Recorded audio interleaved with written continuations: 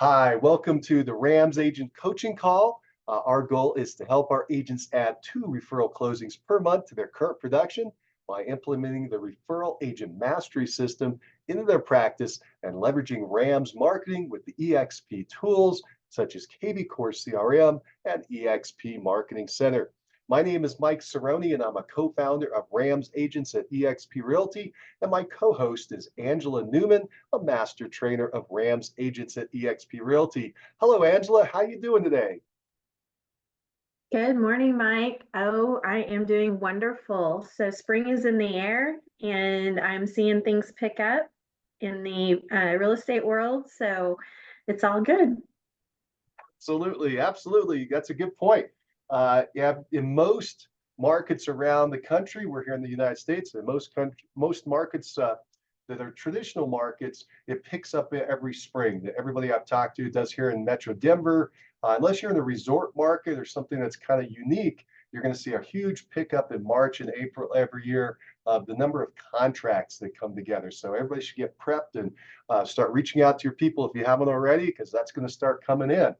All right, let's do this. Let's talk about some good news. Does anybody have any good news they'd like to share? Sure, I've got another buyer that I've kind of been working with really since last August, and she kind of disappears for a little while, and then anyway, but I continue to keep her on. I continue to contact her and make a regular contact with her, and she responded this past week. Oh yes, I sent her a house is what I did, because we've communicated enough about what she's looking for. So I sent her a house, and she said, "Oh yes, this looks great. Let me get my schedule and let's go take a look at it." She's living in a month-to-month rental contract right now, so I know that she could pull the trigger at any moment. I've just got to keep staying in front of her, because she's a professional who's in sales, and she talks to a lot of people. So I realize that another realtor could come along. In fact, she has realtors who are clients of hers. So I do stay in touch with her and stay in front, so that she will never forget that I'm the guy that she needs to deal with. That's awesome, Blake. That's fantastic. It's great news that you're working with the buyer. And it's really interesting to hear that you have the follow-up system. It proves how important follow-up, right? The fortune is in the follow-up is a famous saying, and it certainly plays out. How are you doing that? Have you set up a drip email campaign for listings that come out in her area? Did you schedule in your calendar calls to make out to her, or emails? How are you Yeah, staying in good. touch with her? Great question. So she's a friend that and used to be a coworker. So I asked her. We had breakfast back late last year, and I asked her, "What's the best way for me to stay in contact with you and to send you opportunities and that sort of thing?" And she specifically said, "Text is the best way." And that's the truth. If I try and call her, it's going to voicemail. And her email that I have is a work email, and evidently she wants to keep the real estate stuff off of the work email a little more. So I just stay in touch with her via text, and I send her a text at least. It kind of depends on how frequently we've been talking, and but I've lately been on about a 2 week, every 2 weeks, sending her something about interest rates, or hey, the market's starting to heat up. So spring is here. I'm really looking forward to. I already know the neighborhoods she's wanting to look in, so I tell her the inventory in these specific neighborhoods is starting to open up. We're getting some good opportunities. Ready when you are. That's kind of my message each time. And usually I'm ghosted. So that's the thing, is I don't get any response for maybe 4 to I was going to say 4 weeks or more, and then all of a sudden she'll pop back up. "Oh, I'm so sorry," and she'll explain, what's going on, and I keep thinking, "Oh, it's over," but I'm going to stay in touch. But then she said, yeah, let's try and get something together in the next week or so. So anyway, There you go. Some I guess, persistence. yeah. So it's just been persistent texting is the primary thing. Have she told you a time frame for when she wants to buy or be in a new home? Has she scheduled a time frame, or is it just She sometime? has. Her time frame was after the Christmas holidays. So So now you're into it. Yeah. yeah, that's so I'm well into it. And so that's why, it was at that point I knew she was behind her own schedule. But she says she's had some medical issues and stuff like that, which very well may be. We're also in touch on social media, so she sees, back to the point of and I know she's seeing the stuff I'm publishing because she comments on it. And so she obviously is aware of what I'm doing, and that's good. She was, in fact, I had texted her about the Valentine's thing and said, "You want to be in on that?" And she never responded, but then she saw all the delivery of prizes. So anyway, Right. And the invitation. You had invited her. So I that had was part of invited it as her. well. Also Yeah. shows the power of multiple mediums, right? You're Yes. texting, you're also coming through social media. It's the other reason to come at multiple mediums because you don't know which one they're going to connect with. Yeah. Real quick, you may want to re-ask her at some point, hey, well, what's your plans? When would you like to be in your new home? And that's the way to phrase it. When would you like to be living in your new home? And whatever day she tells you, then take that time and cut it in half. You have to make sure you contact her by that time. So if she were to say, we're sitting here at the end of February, if she were to say June, you don't call in June. June's too late. Yeah. So you got to at least cut that in half and call earlier. You mentioned though that she was thinking about after the Christmas season. So at this point, I would pick up your frequency, maybe the weekly, to stay in front of her. You want, as you figured out, you want to be there when she makes that decision. Hey, today's the day. I want to go do something. Because she's been pre-qualified. No, no, and that's another thing is Ah, I've put her in front of one of her clients who is a mortgage broker, and anyway, she's not yet pre-qualified, which I actually think that's what's holding her up. Is it takes time, so she's hasn't taken the time to deal with that. yeah, that's something you got to definitely get put Mhm. in place before you Yeah, do too yeah, many showings, right? yeah, right, Um, right. because you don't want to be spinning your wheels and then there's some kind of kink in there that's not Yeah, going to yeah. work out, right? No, no, yeah, yeah. I'm pushing for showings so that I can have a personal meeting with her. That's actually it. Let's go look at this house. But I'm going to obviously be talking to her while we're looking at the house. And then at that point, we can deal with whatever we need to do. If she gets excited about a house, I think she'll get her financing taken care of. That's a really interesting point. There have been a lot of top agents over the years that there was a philosophy. Let me go back. There was a philosophy when I was coming up that said you don't bring anybody out, put them in your car until after they've talked to a lender, and we rolled with that pretty consistently. That was our philosophy. Not only that, we wouldn't show them any properties until they came in the office and we did a buyer agency presentation, just like you would do a listing presentation. And so we would make sure we had a buyer agency signed before we take any buyer out and show them property. We've been doing that for 30 years. Everybody thinks that's a new concept. That's an old concept. And so it worked very well. By the way, I recommend it. Talking to a lot of the top agents out there, they'll take that same philosophy, but they'll modify it a little bit. And the modification they'll do is they say, we'll do one.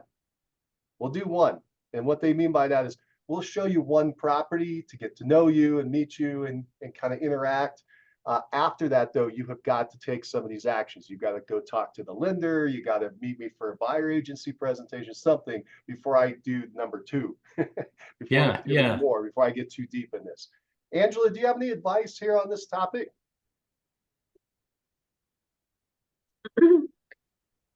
So that was our philosophy as well, was schedule the appointment only after you've done the buyer orientation or they are pre-approved.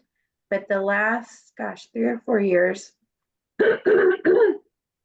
um, it's kind of changed because the market changed so drastically. Everything was moving so fast that you really didn't have time for them to get fully pre-approved, because you needed to go see the house that day that it came on the market. So that has kind of changed, and I think that I like, combining them though, because your time is valuable. And since Blake, her personally, you might give it a little bit more flexibility. But if it was somebody that you really don't know at all, and you don't have that trust built with them yet, I would definitely try to get them to talk to the lender, at least start that process, and or do a Zoom or in-person buyer orientation first. So I agree. Good advice. Thank you. You bet. Yeah, that getting the pre-qual is so key. It doesn't really take that much time with them today. The lenders and the modern technology, even again, 10, 20 years ago, is so quick that they can pull that credit report and get even just a verbal income from them. Then now they have the income, they have the expenses, so they can run ratios. They know that they qualify or they don't. The FICO score is going to tell them whether they qualify or not. And they can find out literally within minutes how the probability of this buyer moving forward. Now, they won't be fully approved. They got to do verifications, but you can find out really fast that the buyer is able to purchase a home. And once you have that, boy, now we're just going back to the old-fashioned motivation. How motivated are they to move? Right. And that's where you get the timeline. What is their purpose? Why do they want to move? What are they moving away from? What are they moving towards? And so this is a great topic. A lot of fun. Yeah. Buyers can be a challenge just because you don't want to show a buyer 20 properties and then they can't qualify, or 20 properties and they weren't serious. And so that's why you got to do a lot of qualification with the buyer early on. When you have a seller and you're putting down a listing agreement in front of them on your first appointment and they're signing it, boy, you're ready to go. If they don't sign it, now we got issues. But you're finding out pretty fast with that seller, as opposed to the buyer who you're kind of playing around with and sending properties. And you can end up using a lot of time in that process. Yeah, and Go ahead. I was just thinking, yeah, in this particular situation, another factor, and this, is another reason why I really need to get in conversation with her outside of text. And that's why I want to get in a house so we can talk. But it is a divorce. And so she had a house she was selling, and she's given me a couple of dates that have all passed that she was supposed to get money from the sale of her house. And so I'm operating now on the assumption that she has that cash, but it may not be. So that may be another reason why. I know that was a reason that delayed her last year. And then the last date she had given me was December 20th, 2023. So that's why I said, I'm assuming that, but it very well may be that she doesn't have that cash. Doesn't matter to me. I just need to get in front of her so we can talk. So I can do that over lunch. I can do that over breakfast, which costs me money, or I can go to a house and we can walk through the house. That's the way I see it. That's These just are as all well. good, Blake. And I would invest a lunch or a breakfast or anything like that Oh, with yeah. somebody who I think is a serious buyer or serious Yeah. seller. Absolutely, 100%. I do that anyway because I'm working my Rams program, Exactly. right? That's So it exactly doesn't right. matter whether they're a serious buyer or not. If they're potentially, a good contact for me, I'm doing that. Sure. Yeah, I'm trying to help you with some of the perspectives of how you can discover more. See, Yeah. it sounds like you have a lot of information. For instance, this house, did it sell? Do you know the house? Did it actually sell? I don't know for sure. No, Are you able to look it up and find out what her address is, look in the MLS, see if it's probably. active under or sold? Probably. Because I Yeah. realize it wasn't with you because you're just getting into the business and she had already had a prior arrangement. Luckily for you, she's not using the other agent to buy. And that's your opportunity here. But you might want to do a little background research for yourself and see if that home sold. Maybe that's her delay. Maybe the home didn't sell. Could be. She Yeah. needs, and so the other question is, does she need the money from that sale in order to purchase her next home? If she She does, does. She everything does need falls that. back to that house sale, right? And Yeah. that's going to be the delay, the delaying factor. If she doesn't, then you got to ask her, hey, are you okay owning two homes at the same time? Is that a problem for you or not? Okay, it just depends. Everybody's situation is different. So these are the kind of questions you want to get into. You said, hey, I want to get to a face-to-face, which I absolutely think is the best way to communicate. Yeah. However, a lot of top agents will communicate through text now. When you talk to them, it's the new world. They'll communicate back and forth through text or email or whatever the other person wants. You know, you picked up on that earlier in your earlier statement. You're looking for the best medium or mode to talk to the person what they want, which is fantastic. I think that's great. What a great question. What do you want to communicate through? And she said text. So you might ask her some of these questions through text and see what happens. What do you think about that, Angela? What's your experience? Yes, I know that a lot of people that I work with, they prefer text. They don't like to talk on the phone. So, um, definitely that you're asking what's the best way to contact you or what's the best way to reach out to you. That's a great question. And because we want to communicate in the way that they want to be communicated with, so we're not being annoying or, um, yeah, we don't want them to unsubscribe to our emails or, block us as spam or anything like that. So, Angela, do you think that Blake could start doing some of the qualifying questions through text? Or does he need to push hard for that face-to-face? oh, I would continue just learning and peeling the onion as much as possible. And if text is what you have, then each time that she shares things with you, it just builds that relationship, even though it's with text. But I do think that the more you can get face to face and have that meeting and explain to her, since she's already bought a house, that's a good thing. So she has a little bit of an idea, what to expect. But getting in front of her and telling her what to expect is really important. So Yeah. And I did, when we had our breakfast, I did go over kind of steps, and I definitely pushed her to get that pre-qualification, explaining to her that there really wasn't a whole lot of, or I shouldn't say this, but I said it's going to be extremely beneficial for you to have the pre-qualification letter. And there's not a whole lot of point in us going and looking at houses until that time. So she is aware that that's very critical. And but she probably needs to be reminded of that too. But she's not asking to go look at houses. I'm pushing to get in a house. So sometimes when you're texting, it's hard to come through a text with emotion or urgency, or you don't want to seem like you're screaming at somebody through the text. But so you might say, when is a good time? Let's just have like a 5-minute call. Do you have some time this weekend or something? Or do you have time later today? Because I think you could probably really get a better understanding of where she's at it's true. in the future. Very good. Thank you. Cool. You may also try, sometimes I've heard some of the top agents, they'll go for an early morning appointments, like super early, which kind of surprises me. But they'll say to the person, are you a morning person? Would it help if I met you at 6 o'clock? 6 a.m., 6:30.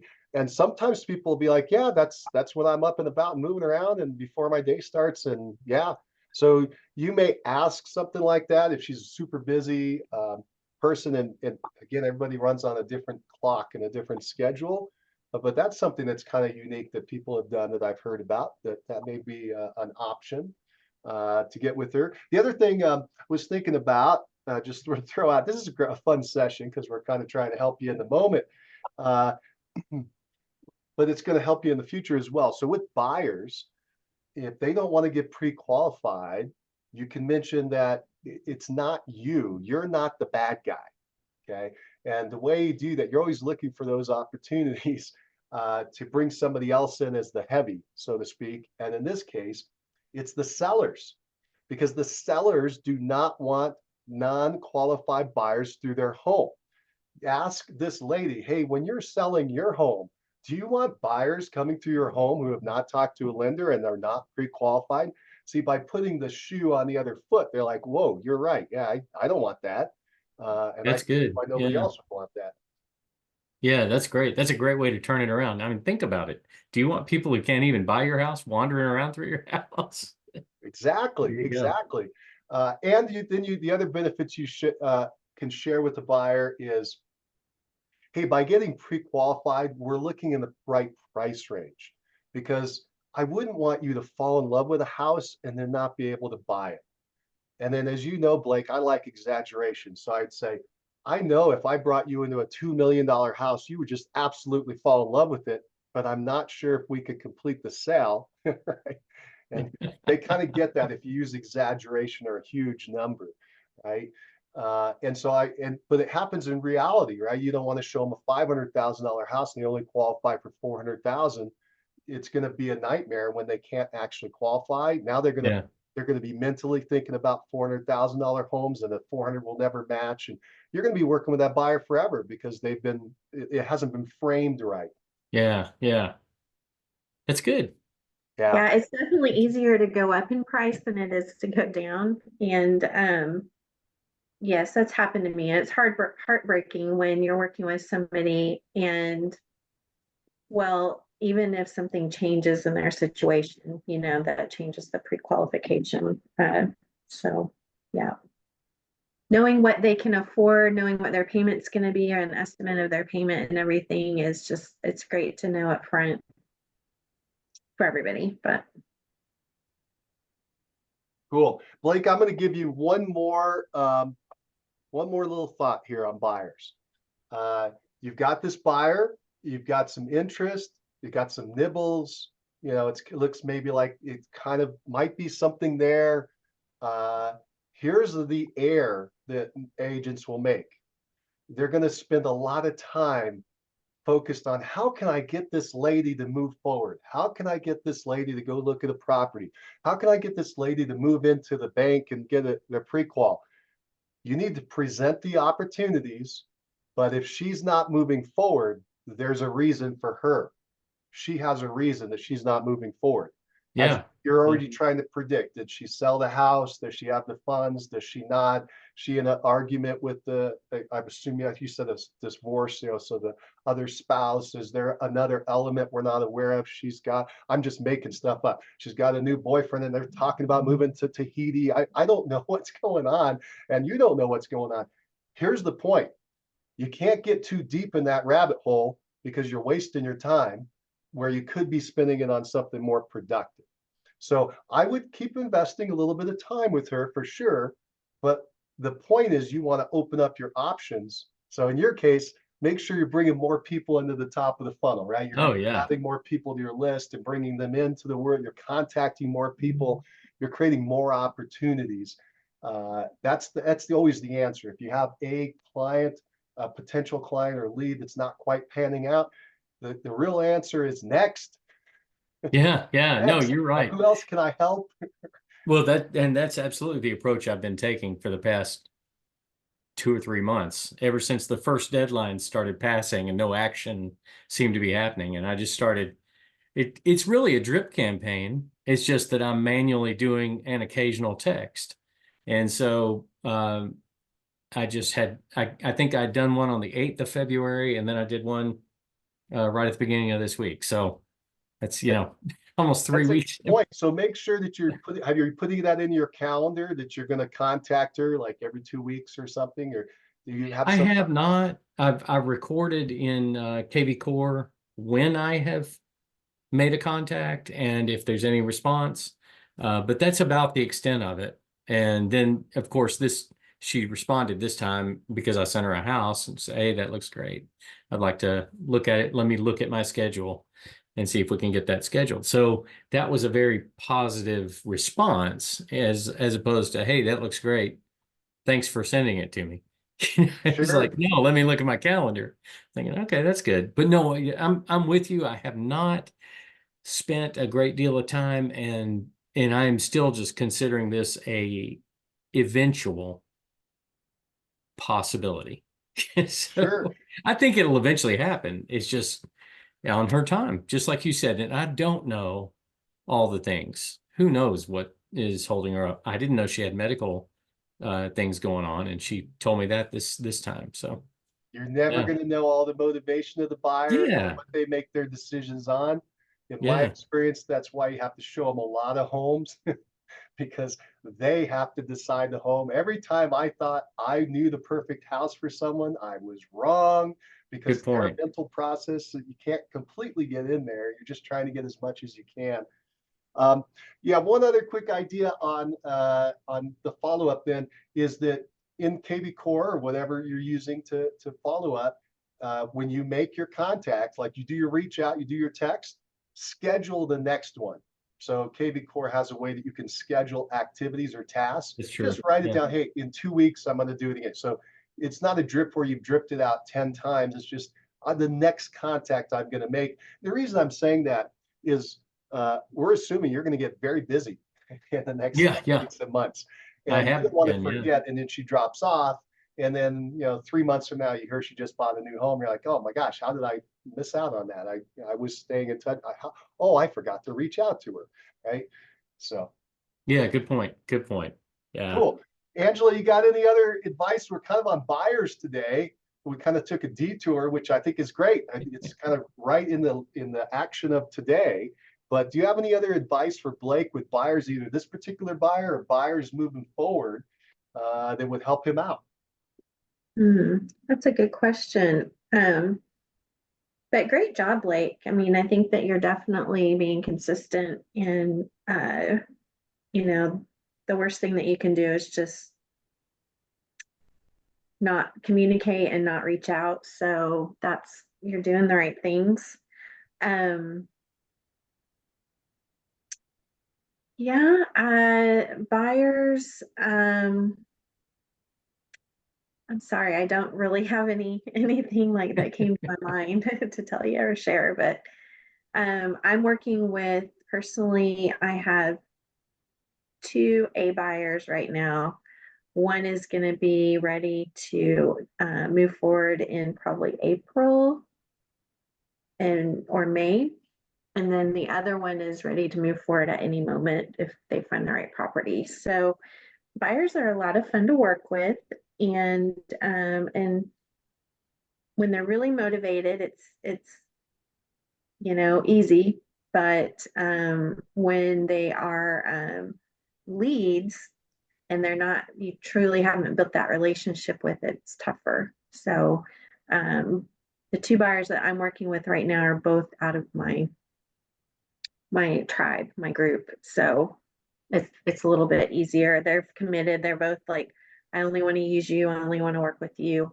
And both are, I'm working with them. They're both looking at stuff out of Texas. So they're looking at Wow. Oklahoma. But I did a virtual showing yesterday with an investor that lives in South Carolina that's looking in Texas. So in these days, you can get creative even with buyers. When there's a will, there's a way. So Angela, tell us about that. What is a virtual showing for property in Texas with a buyer who's sitting in South Carolina? How does that work? well, you start the process just like with any other buyer. You want to qualify them and see what they're looking for. This particular person's an investor and she has family that lives here in Houston, but she also has family that lives in Tulsa. So I told her that I was licensed in Oklahoma and Texas. So as an investor, they want an income producing property that's going to provide long-term wealth in the future. So it's not as important as long as they have things in place that management and things that can help them take care of the property. So well, what we did was, I drove out to the properties, and coming into the property, you want to give them as much information as possible. Like, okay, there's a CVS on the corner, there's a grocery store here. So, okay, there's a school, there's a park, anything that you see, you're their eyes and you're their legs. So, then as I like to also, of course, I'm not videoing when I'm driving, but I do like to, if I stop at a stop sign or a stoplight, then I'm going to take some photos, take a little bit of video. And then going into the community yesterday, we were looking at a couple of condos. And there was some interesting things with that condo. So once I got parked and everything, then we did FaceTime. So I schedule it ahead of time. It's going to be a FaceTime appointment. Now, I've had clients before, I've sold several homes without them ever seeing the property in person until even after closing sometimes. Sometimes they'll come in for the inspection, but a lot of times they won't even have seen the property for a little while. They may send their contractors in and just go ahead and start having them work on it. But so video can work as well if they aren't able to be there at that showing for FaceTime, like a live. I prefer the FaceTime in the live because then they can interact and ask you questions and say, can you look at this a little bit further?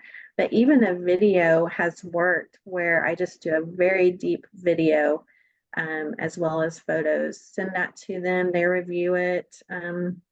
So we were transferred here from Oklahoma, and some of our really good friends transferred here with us that work for the same company that my husband works for.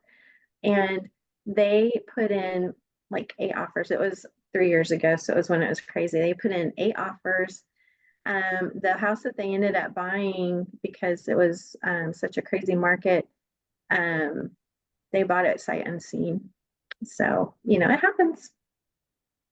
Did it work out? Was it a good home for them?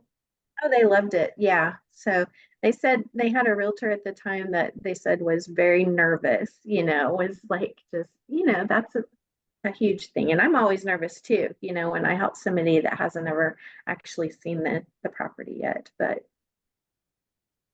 that's why that needs analysis is so important to begin with, and to just make sure that you're thorough and that they do their inspections, and that way you've given them everything that you can, and it's their decision if they want to, move forward. So Very good. Angela, that was really cool about the virtual showings. To start wrapping this up, just a quick question on buyers. You said you do a needs analysis with the buyer. What are the most important questions that you're asking during that needs analysis? well, one of the important questions is what is important to you. And so with every buyer, it could be something different. And peeling the onion, trying to find out, are they an investor? Are they a first-time home buyer? Are they buying a move-up buyer? Are they downsizing? Or, what is going on? And when you find that out, school districts, are there any amenities in the neighborhood that are important to them? Location, condition is really important. Some people, they want something they can put sweat equity into. Some people, though, they want something that's completely move-in ready. Or some people want something that's almost brand new.